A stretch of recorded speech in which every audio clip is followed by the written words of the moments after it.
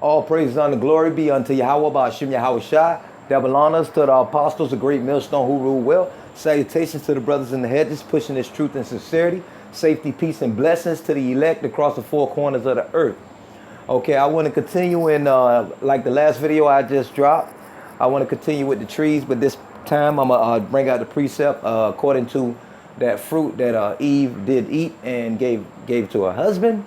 Okay, and I pray in the name of Yahweh Shai that the Most High find me worthy, that I may edify the brothers that be in and know who know not this yet, and the brothers who have not woken up yet but are ordained to receive this truth as we have.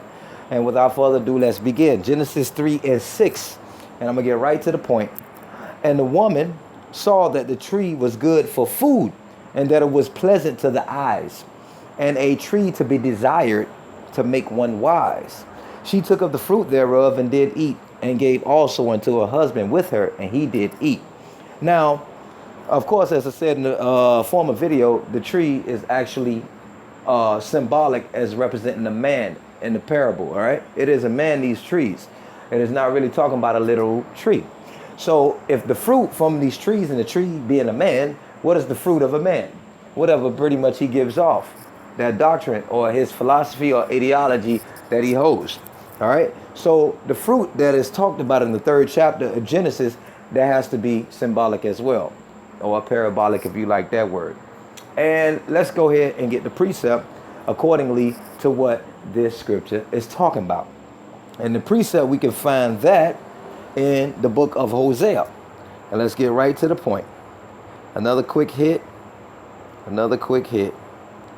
Right to the point. And it's going to be Hosea, the 10th chapter and the 13th verse. And it reads, ye have plowed wickedness.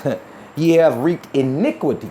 Ye have eaten the fruit of lies, because thou didst trust in thy way in the multitude of thy mighty men. So we have the precept there. It's the fruit of lies. And the serpent, okay, which is Esau today, because he had the same spirit. He had a pigmentation in those days. How dark he is and what shade he was, I know not, but he had pigmentation.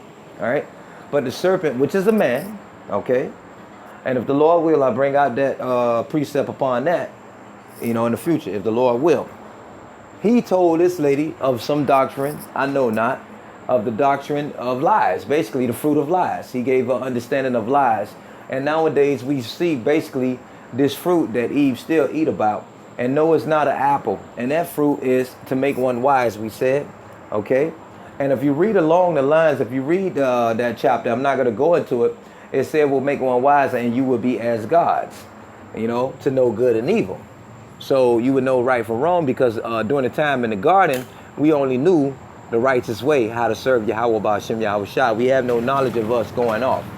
And we only knew one way, and that way was to follow Yahweh Ba'ashim Yahweh Shai. So there you have it. And I hope this was edifying.